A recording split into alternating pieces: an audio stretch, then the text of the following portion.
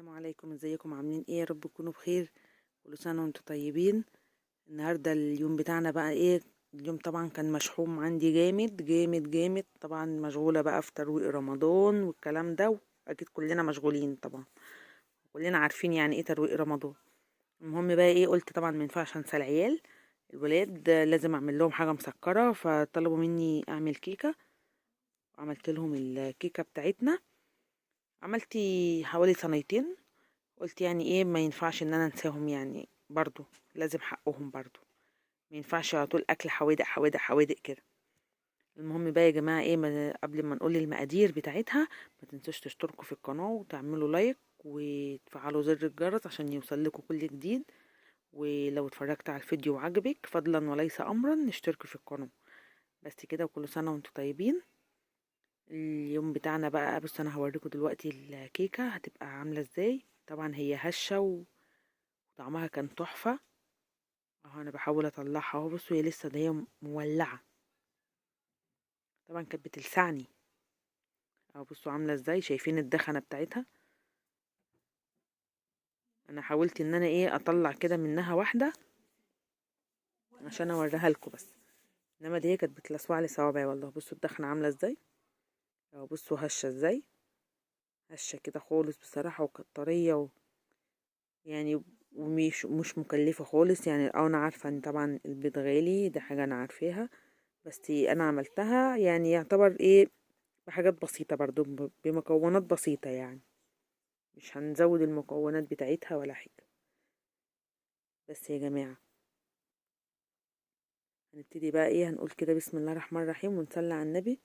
عملتي 3 كوبايات دقيق وكوباية سكر اهي. 3 كوبايات دقيق دول، ودي كوباية سكر اهو. بس انا مش ملياها قوي. وكوباية لبن.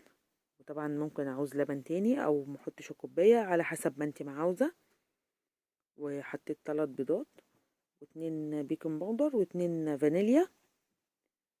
برضو ممكن تحطي 1 بيكنج باودر و1 فانيليا، بس انا شايفه ان كده افضل يعني، بيخليها هشه اكتر.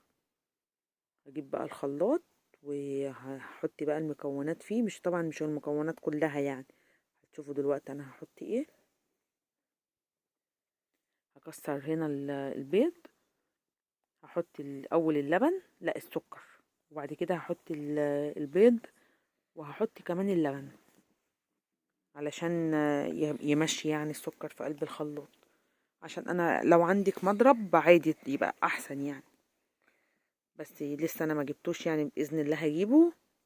فتحطي بقى المكونات دي في قلب الطبق. قلب الطبق كده عادي. يكون غويط. وتقومي عاملاه بالمضرب. بيبقى افضل، بس طبعا عادي يعني كده بقى كده او كده، المهم ان انتي تعملي الحاجه. بس حطيت بقى اهو 3 بيضات، وادي اللبن هحطه اهو. هحط حطيت اهو ان الحبه اللي انا حطيتهم دول اللي هو كوبايه الا ربع. ولسه هحط تاني، بس انا حطيت يعني حبه كده عشان ايه، الحاجه ما تطلعش بره الخلاط ولا حاجه. بس كده هضرب بقى هضرب الحاجه. وبعد كده هقوم مفضيها في قلب الطبق. قلب طبق يكون غويط كده، اللي هو بوله غويطه. بس طبعا حاجه خفيفه يعني، حاجه مسكره وخفيفه في نفس الوقت ومش مكلفه برضو. انا عارفه ان الحاجات دي غاليه، بس يعني انا عاملاها، المفروض ان انا بعملها اصلا ب6 بيضات 7 بيضات. ده الطبيعي اللي انا بعملها فيه. انما انا دلوقتي عاملاها ب3 بس، نظرا لغلو البيض. بس يا مريم. بس بقى كده هضربها انا، طبعا كاتمه الصوت بتاع الخلاط علشان ما يبقاش صوت عالي ولا الكلام ده. احسن ده الخلاط ده ايه، صوته مزعج جدا. اهو خلصتها خلاص، ضربتها. بصوا عامله ازاي. انا بحاول ان انا اضرب كتير عشان السكر يتضرب كويس يعني، عشان ما يبقاش فيه سكر خشن تحت ولا حاجه. جبت بقى اهو بوله غويطه. وهحط فيها بقيه المكونات بقى اللي هي ايه، الدقيق. 3 كوبايات دقيق اهم. اهو 3 كوبايات دقيق.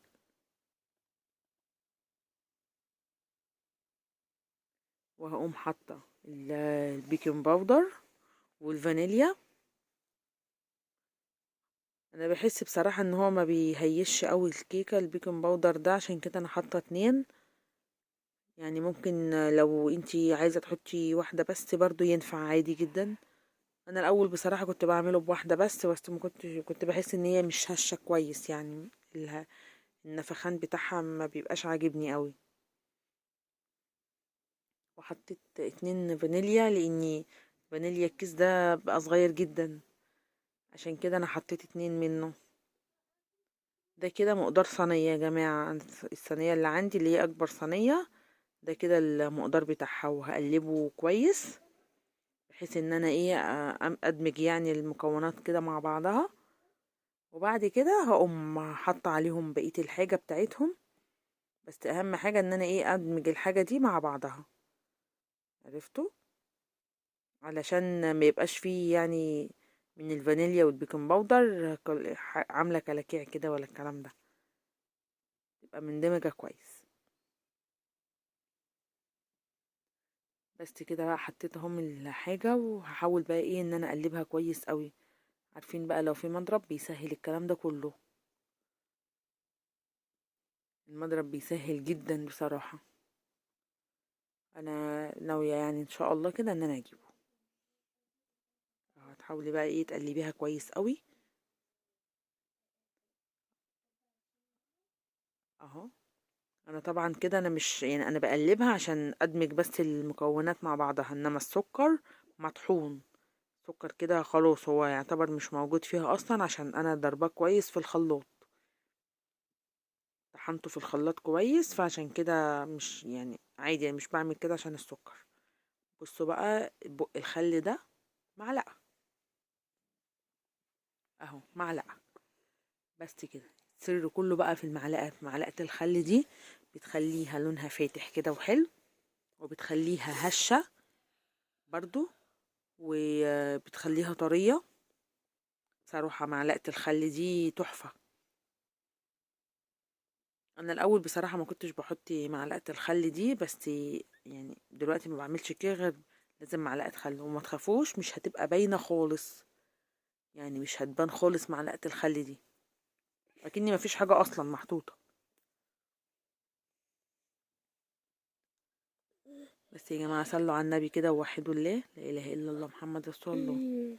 دي بقى معلقة زبدة، انا عندي الزبدة لسه في التلاجة ما سيحتهاش بصراحة، حطها في الفريزر يعني، وباخد منها كده على قد ما بكون هعمل.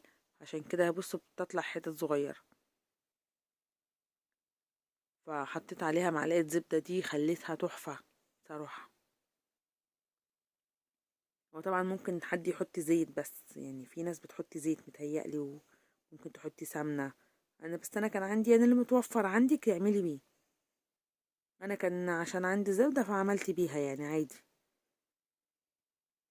اهم حاجة بس ان احنا ايه ما نقفش على حاجة يعني. او حطيت معاها بقى يعني معلقتين الزيت دول. انا طبعا مش بحط بمعلق ولا حاجة، انا ببقى ايه بعرفة المقدار يعني، عشان كده بقوم حاطة بالازازة بس كده على طول.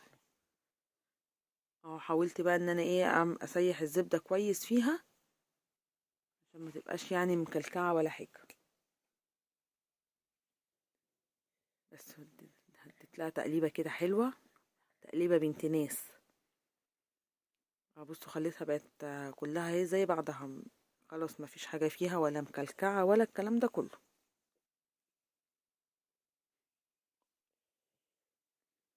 اهو اهم حاجة ما تخليهاش فيها حاجة.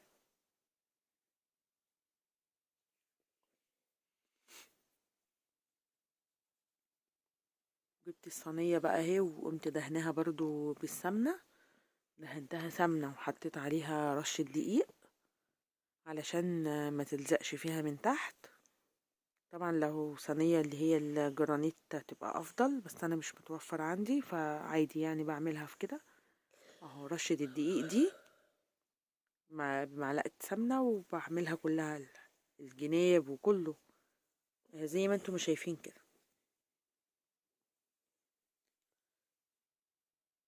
بعملها كلها كده بتبقى، بطلعها ما بتلزقش خالص زي ما شفتوا كده في اول الفيديو اللي انا لما قلبت لكم الصينيه وخليتها باينه هي ولا كانت لازقه ولا اي حاجه. بس همسكها بقى كده هفضيها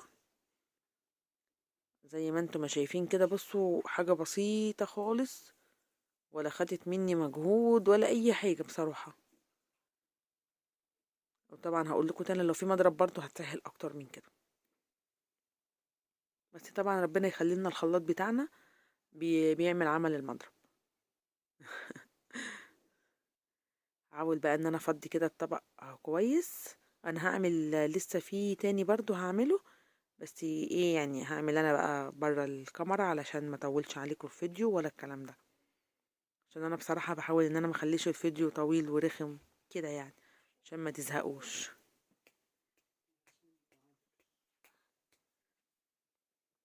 هحاول ان انا ايه اظبطها كده كلها في بعضها دي تبقى كلها متساوية يعني. وايه اهو لسه بقول لكم اهو هز الصينية علشان تبقى في سوا واحد.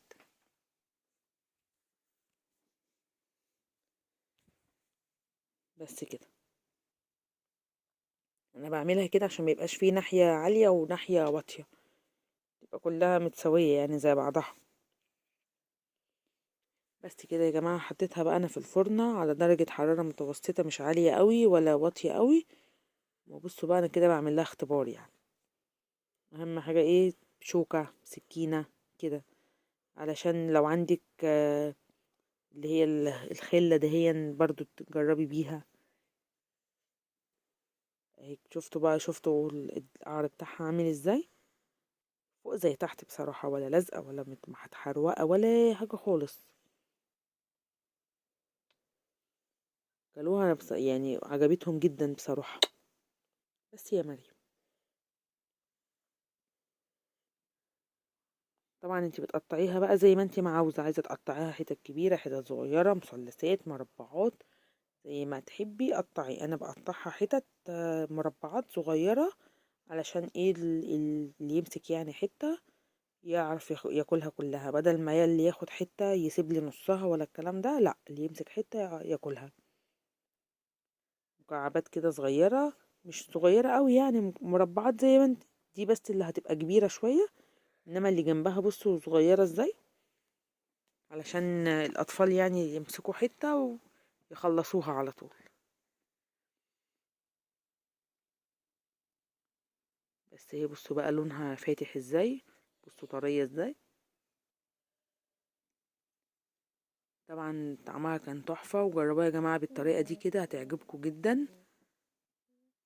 دي يعني دي الطريقة اللي انا متعودة بعملها بيها على طول بصراحة، ما خابتش مني في مرة. بس يا جماعة وكده اليوم بتاعنا كان خلص، وما تنسوش بقى تشتركوا في القناة وتعملوا لايك وتفعلوا زر الجرس عشان